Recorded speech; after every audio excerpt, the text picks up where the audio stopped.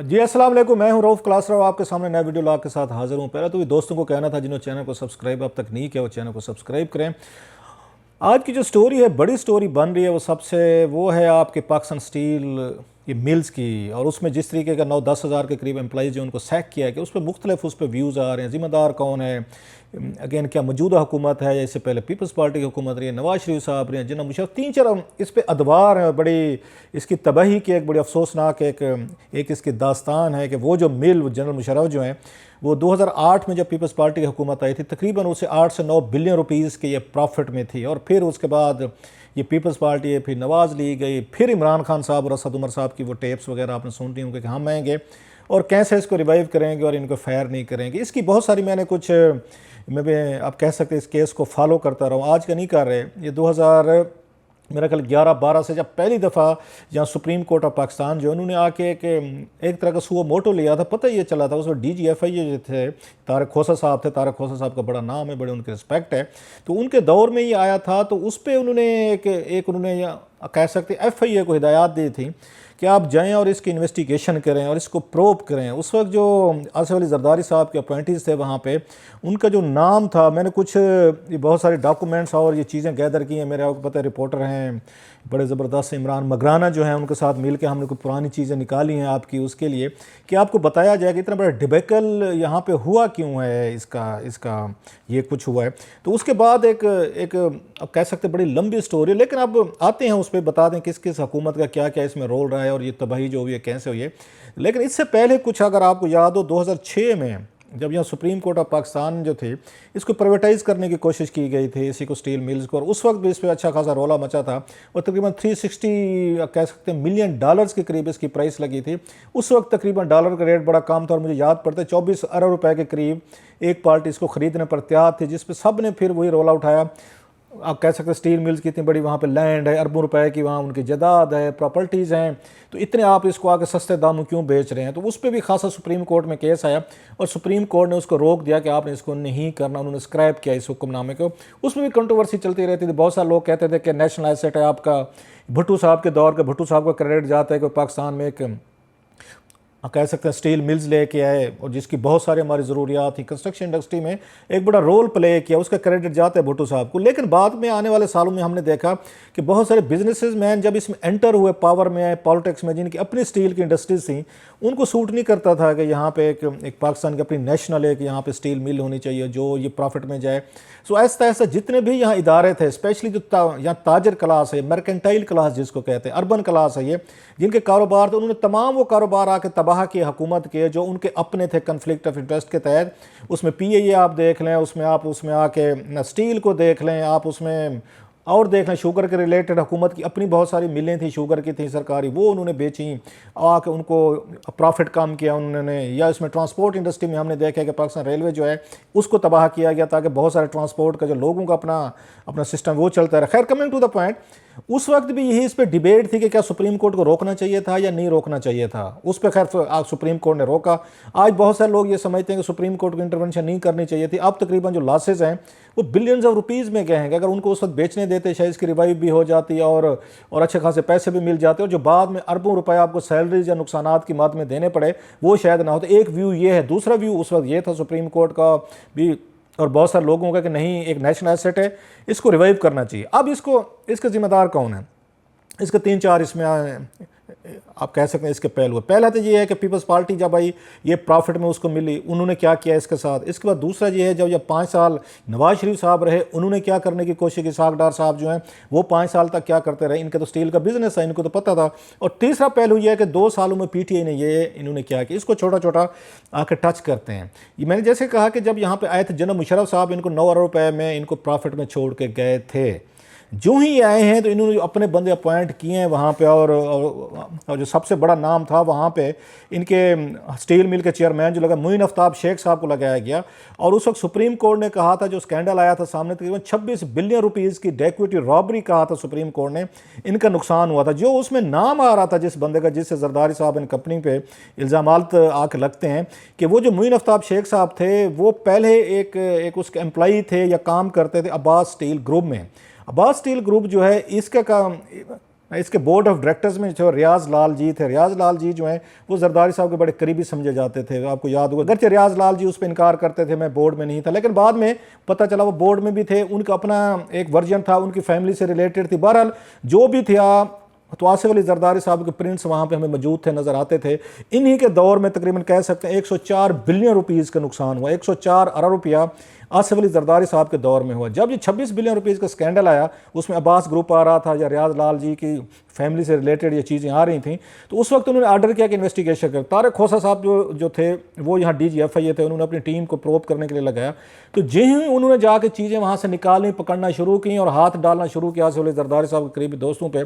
तो रहमान मलिक साहब interior minister थे, उन्होंने फौरी तौर पर तारिक खोसा साहब को तब्दील कर दिया गया और उनकी जगह जो है ज़फ़रुल्लाह खान साहब को लाया गया DGFIA, और कुछ अरसे बाद ज़फ़रुल्लाह खान साहब को ट्रांसफ़र कर दिया गया। और उन पर दबाव यही था कि आप रियाज लाल जी या जरदारी साहब के करीबी लोग हैं जिनके नाम आ रहे थे, आप उनको मत करें। बल्कि इस पे उन्होंने रहमान मलिक साहब जो है इंटीरियर मिनिस्टर, इनको आके कह सकते कंटेम्प्ट ऑफ ये कोर्ट के भी नोटिस हुए थे। रहमान मलिक साहब ने जाके माफ़ी भी मांगी थी, उनसे पूछा गया था आपने तारिक खोसा साहब को क्यों हटाया यहाँ से। खैर उनको सेक्रेटरी नारकोटिक्स लगा के प्रमोशन दे के साइड पे कर दिया गया। उसके बाद जो है वसीम अहमद साहब आए थे, कराची के पुराने वहाँ पे काम करते थे। वसीम अहमद साहब पे ये इल्ज़ामात लगते हैं कि उन्होंने आके इस पूरी इंक्वायरी को डंप किया और उन्होंने उस तरीके का चीज़ें आगे नहीं बढ़ सकी जैसे बढ़नी चाहिए थी। कुछ लोगों पर केसेज हुए, बात ख़त्म हो गई। 104 बिलियन रुपीज़ का कोई पता नहीं कहाँ गया, कैसे गया, वो साइड पर खा पी के वो साइड पर नुकसान जो भी होना था हो गया। अब आते हैं इसहाक डार साहब आके, नवाज लीग आके, इनको जैसे मैंने कहा इनकी अपनी स्टील की इंडस्ट्री है, इन्होंने टोटल बंद ही कर दी। इन्होंने 5 साल आके बिठा कर उनको तनख्वाहें दी हैं और उनको कोई काम नहीं। हर दफ़ा एक पैकेजेस का आ जाता। मुझे याद है कि जब गिलानी साहब वज़ीर आज़म थे उस वक्त भी कहा जाता था ECC में, कैबिनेट में, कि रिवाइवल को कोई प्लान लेके आओ।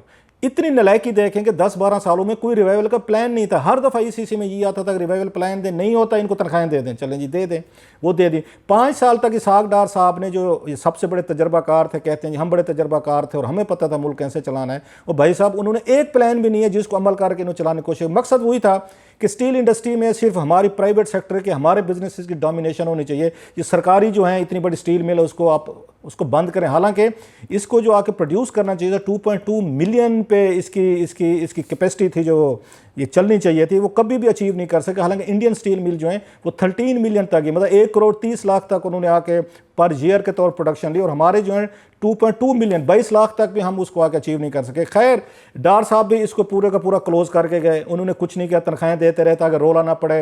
अच्छा, एम्प्लॉइज़ की मैं इसमें कोई कसूर नहीं समझ। बहुत सारे लोग मुझे कहते हैं यहाँ पे कि एम्प्लॉइज़ का कसूर है। एम्प्लॉइज़ ने आपको प्रॉफिट लेके दिया था, जो 9 बिलियन रुपीज़ का प्रॉफिट था वो आ रहा था, उन्होंने दिया और करके दिया, और उन्होंने शो किया कि अगर हमारे ऊपर ट्रस्ट करते तो हम करेंगे। उसके बाद पीपल्स पार्टी ने पॉलिटिकल इंडक्शंस की, या वहाँ से आप कह सकते हैं कराची शहर से जो पॉलिटिकल पार्टी थी उन्होंने बंदों को नौकरियाँ लेके दी, आग ओवर स्टाफिंग की। मैं फिर भी कहता हूँ सैलरी से कितना बड़ा फ़र्क पड़ जाता होगा। अगर आपकी प्रोडक्शन ठीक चल रही है, मार्केट आप उसको ठीक कर रहे हैं, आप उसको पूरी दुनिया में आपके ऑर्डर्स आ रहे हैं, लोकली तौर पर प्रोड्यूस कर रहे हैं, तनख्वाहों से 2-3-4 बिलियन रुपये से कोई बहुत बड़ा फ़र्क नहीं पड़ता होता इतनी बड़ी इंडस्ट्री को, अगर आप उसको चला ठीक रहे हैं। और उन्होंने वर्कर्स ने तो साबित किया कि जनाब कि हम आपको प्रॉफिट दे सकते हैं। जनाब मुशर्रफ दौर तक उन्होंने दिया।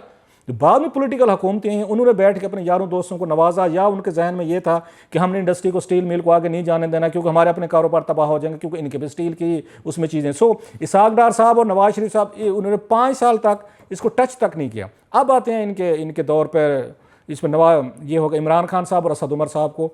अब इन पे इसलिए तनकीद ज़्यादा आ रही है। आप आजकल क्लिप भी देख रहे हो कि इमरान खान साहब के आ रहे हैं, असद उमर के आ रहे हैं।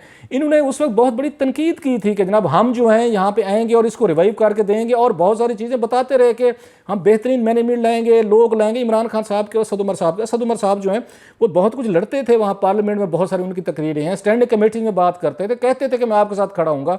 आज पता ये चला है कि उन्होंने बैठे बैठे जना ECC में उन्होंने फायर कर दिया है। सो उन्होंने इसको रिवाइवल का प्लान इन्होंने भी नहीं सोचा कि हम इसको कैसे रिवाइव करें, कैसे दोबारा अपने पाँव पे खड़ा करें। एक तो ये कह सकते हैं कि जब इतना ज़्यादा नुकसान हो चुका था कि अब स्टील मिल्स को रिवाइव आप नहीं कर सकते थे, कि अगर आपको 400 से 500 बिलियन रुपीज़ के दरमियान बताया जा रहा है कि इतना खसारा है, अब कहाँ से पूरा करते, लेबिलिटीज़ हैं, कहाँ से आपके पास जो तनख्वाहों के पैसे नहीं, आप सिविल सर्विस के आपके पास मसले आ रहे थे, उसको कहाँ पर रिवाइव करें। सो एक ऑप्शन यही था कि इनको सबको ले ऑफ कर दिया जाए। लेकिन बात वही है कि आपने जब अगर वादे, एक भी सीरियस अटैम्प्ट इनके दौर में नहीं की गई कि इसको रिवाइव किया जाए, ये मैं कह रहा हूँ PTI का कह रहा हूँ, इमरान खान साहब ने की, नसद ने की, ऐसे हमने देखा उन्होंने नहीं की, वहाँ पे डार साहब ने की, ऐसे आप कह सकते पीपल्स पार्टी का तो ये कंसेप्ट ही नहीं था। उनका तो यही था कि जो कुछ आ रहा है अपने बंदे लगाओ, और कोई दरमियान में अगर कोई वहाँ पकड़े गए हैं तो आप उसमें पॉलिटिकल मेडलिंग और अफेयर्स करें।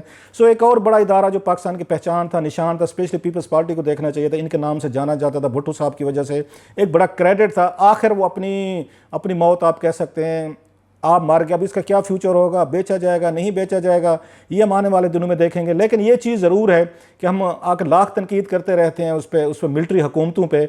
उन्होंने अपने उठा के दौर में, जनाब मुशर्रफ के दौर में हमने देखा कि ये आई प्रॉफिट तक आई, 8-9 अरब रुपए का प्रॉफिट या उसमें जा रही थी। जो ही सियासी हुकूमतें हमारी आई अल्लाह के खज़र से और बात करें, अगर हम तनकीद करें तो बहुत सारे हमें पड़ जाते हैं जनाब कि आप लोग मुल्क आप उसके जमहूरियत दुश्मन है, सियासतदान दुश्मन है। तो ये हमारे सियासतदानों ने हशर किया जनाब। 10-12 साल में एक स्टील मिल आके रिवाइव नहीं कर सके, जिसमें सारे शामिल है मैं कह रहा हूँ। और फिर बात करें तो नाराज़ हो जाते हैं आप लोग जो हैं, आप सियासतदानों को काम नहीं करने देते, इन पर तनकीद करते हैं, आप किसी के एजेंडे पे हैं। ये एजेंडे का नतीजा हुआ है कि आपके नहली निकम्मेपन की वजह से 9-10 हज़ार फैमिलीज जो थी कराची में और वर्कर जो काम करने वाले थे उनको उठा के आपने ले ऑफ कर दिया, ख़त्म कर। किसी के पास कोई प्लान नहीं। मुझे रोना ये हो रहा है कि 10-12 साल में किसी पोलिटिकल पार्टी के पास एक प्लान भी नहीं था कि हमने इसको कैसे पाँव पे खड़ा करना है। एक और बड़ा इदारा जो था वो तबाह हुआ। अब एक दूसरे को ब्लेम करते रहें। अब खान साहब भी कहते हैं जनाब कि उनकी तरफ से भी कोई जवाब नहीं, असद उमर साहब भी खामोश हैं। और कुछ ना करें असद उमर साहब, जिन्होंने वादे किए थे कि अगर स्टील मिल को यहाँ से लोगों को निकाला गया, कुछ हुआ तो मैं आप लोगों के साथ खड़ा हूँगा। ये टाइम है हजूर, उनके साथ खड़े होकर दिखाएं आप।